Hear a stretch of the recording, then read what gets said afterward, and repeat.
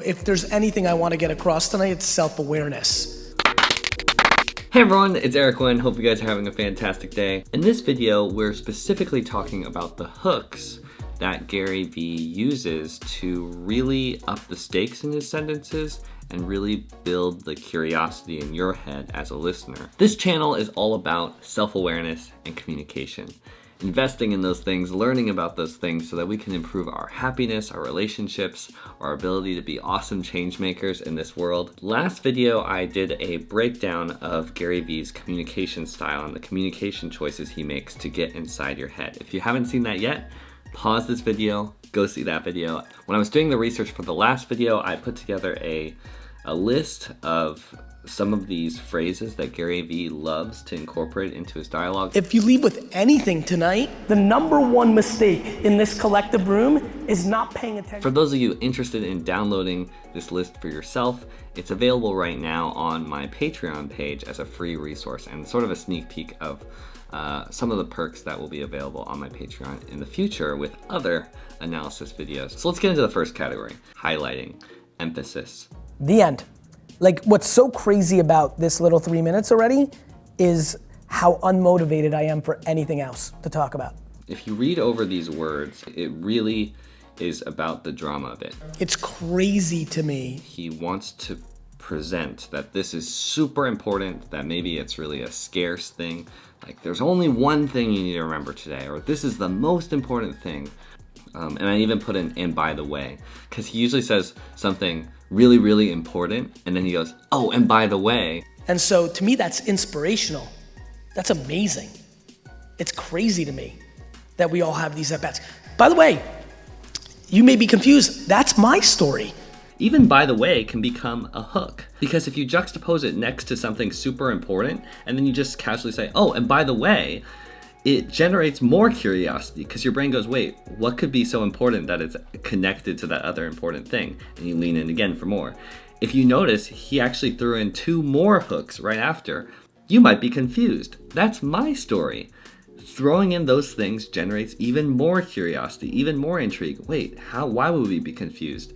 What does this have to do with his story? It's genius. The way that he weaves it together, it's so cool. I believe that the number one opportunity for the majority of this room, one of the things that we have to really talk about in the business world, one story I never tell that I just got inspired to tell in this room, and I guess in a lot of ways, there's a lot of things I want to touch on tonight, including the reverse of everything I'm saying. Including the reverse of what I'm saying?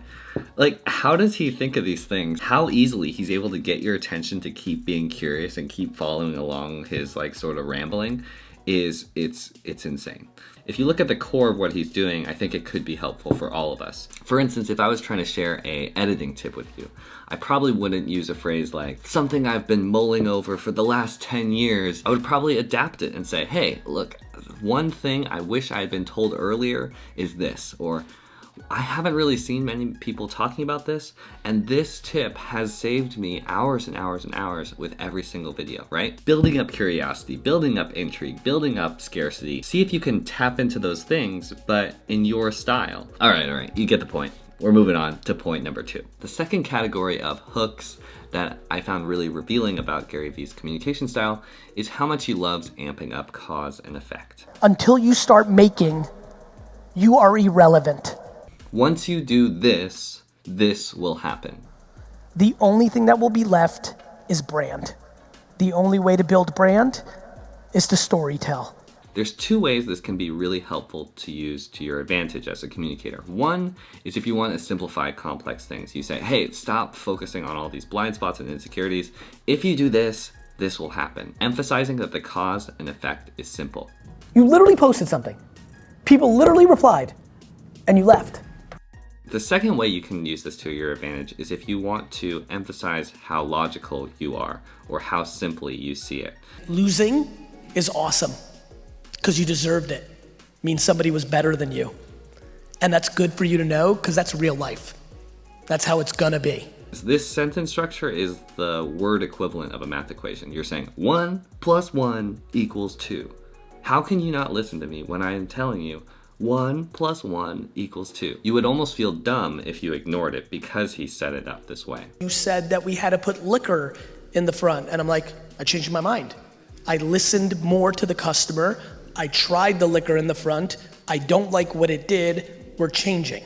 I did this, and so this happened. It's not this, it's this. Speaking like this really presents your points and you as a speaker as very logical, very direct, very blunt, impossible to ignore. The next two categories caught my attention because of how they both similarly play into our emotions. And so I think about this shit every day.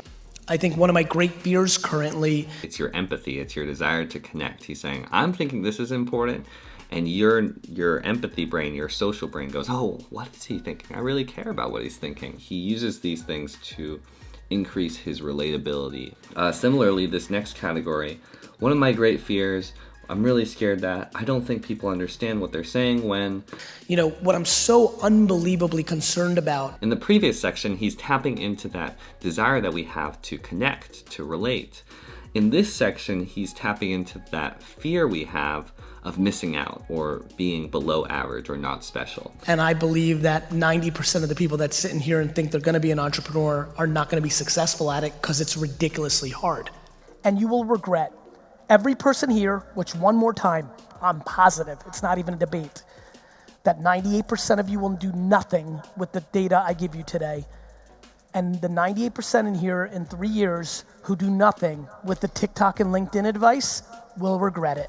98% of people are doing this thing that's bad for them, so then you instinctively feel, oh my gosh, I want to be part of the 2% that doesn't do that. A lot of times it's not actually about what you say, it's about how you make someone feel. Gary really understands this. In the cause and effect section, he was appealing to people's logical, rational side, and in these sections, he's appealing to people's emotions or empathy in order to land his points even further. Quick interruption. I just found this clip where Gary loses his train of thought. And as you can see him deciding what words he's gonna say, you can see how many hooks he has in his repertoire. Listen to what he says. Working out, traveling on a plane, and are consuming audio. I think what's amazing, listen, a lot of people consume my content. I think what's amazing, listen.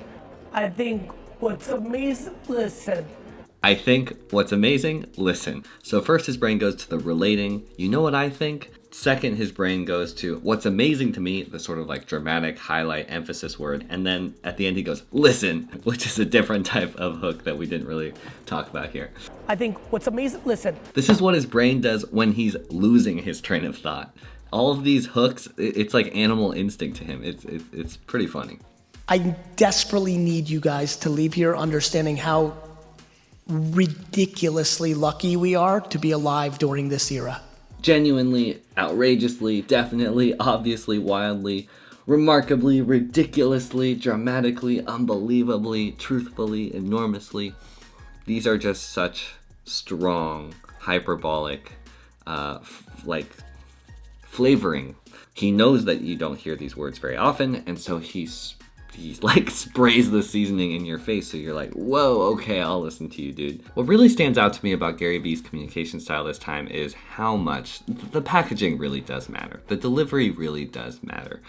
You know, on this channel we say you are the change maker of your own life, and I think that applies to our communication as well, right? If someone's not listening to you, if someone's not connecting with what you're saying or being inspired by what you're saying, a lot of that's on you.